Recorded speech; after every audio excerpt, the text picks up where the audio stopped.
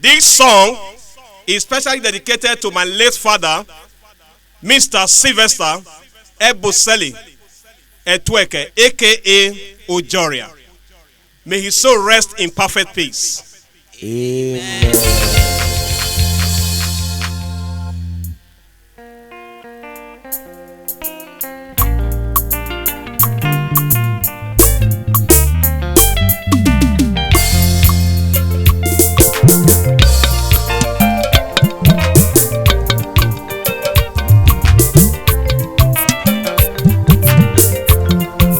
Ojoria na bame, Mama ye kwenya o etueke no biame, Mama ye kwenya o uwe kisi yeni, Mama ye yamonu biare, uwe kisi yeni, Mama ye yamonu biare.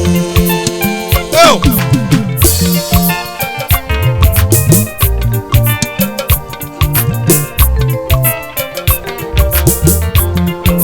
Ojoria na bame, Mama ye kwenya o ebosele no biame, Mama ye kwenya o uwe kisi yeni baba, Mama ye yamonu biare, uwe kisi yeni, Mama ye yamonu biare.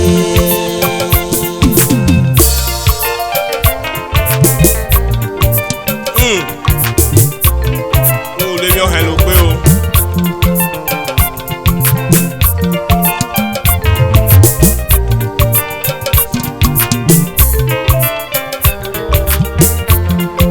Ojoria na bame, Mama ye kwenya o Sylvester no biame o, Mama ye kwenya o uwe kisi yeni, Mama ye yamonu biare, uwe kisi yeni, Mama ye yamonu biare.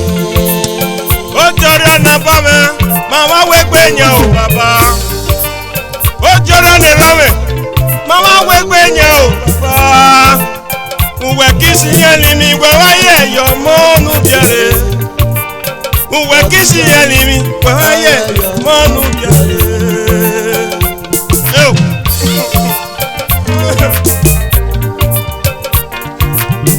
Oh yeah, Ojoria ne rame, mama we gbenya o baba.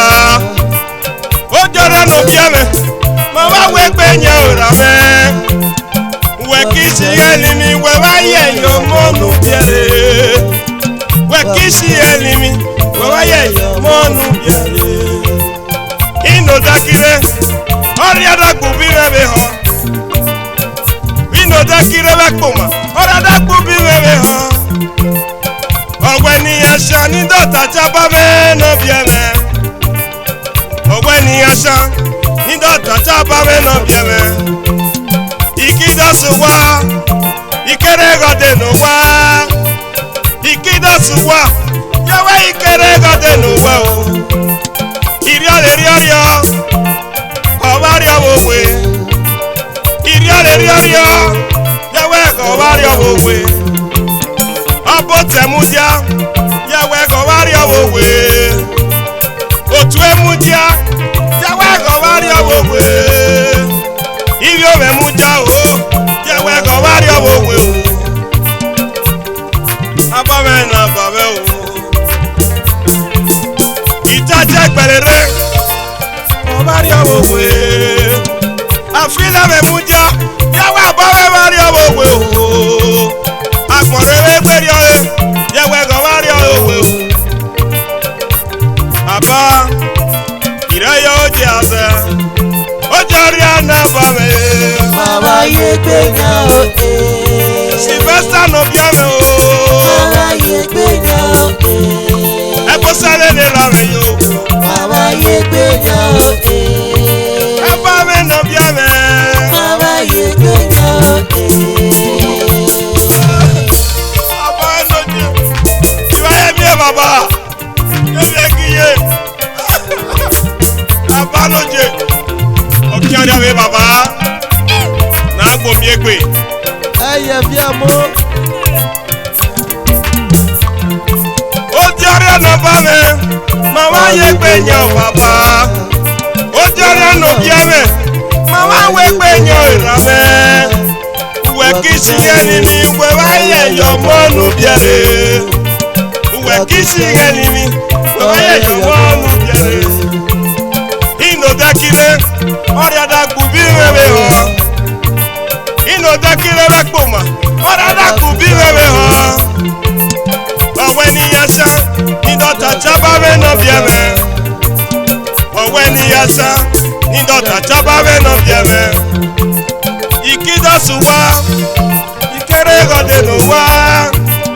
Ikida suwa ya ikere gode no wa.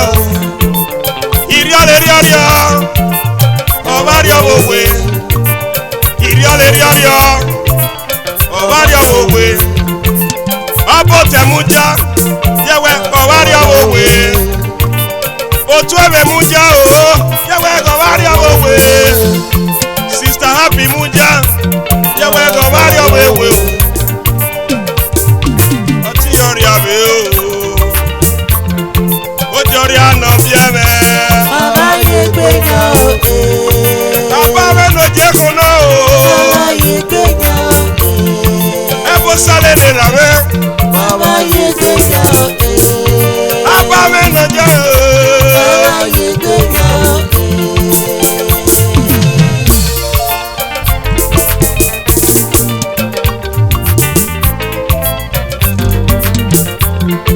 Papa me no biame.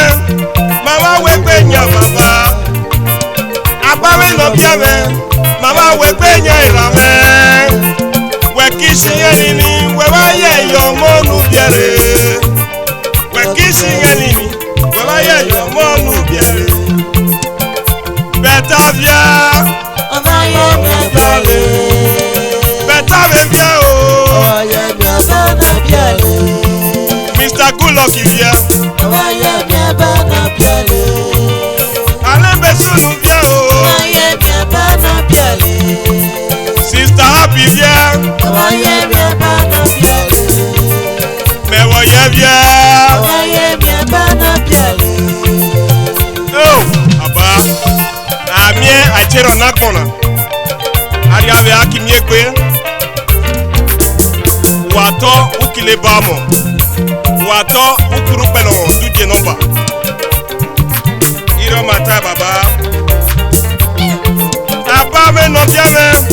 Mama wewe nyao baba. Aba we ne rame. Mama wewe nyao baba. We kisi enimi we waye yo monu biare. We kisi enimi waye yo monu biare. Alo nada me bia. Mama ye gbenya biale.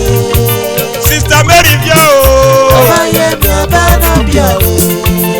Ye isi from bia o. Mama ye gbenya biale.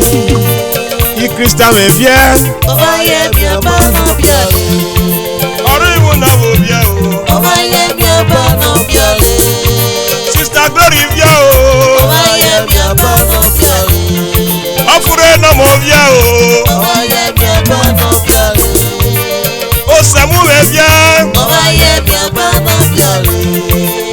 Aye ya me bia o. Mama ye gbenya biale. Joseph bia o. Mama ye gbenya biale. Imatu bia. Mama ye gbenya biale. Ojo bia kere bia o. Mama ye gbenya biale.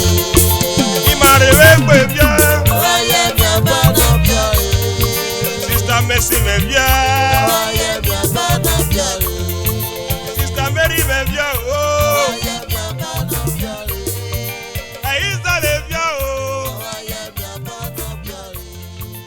Imonu bia o to bia.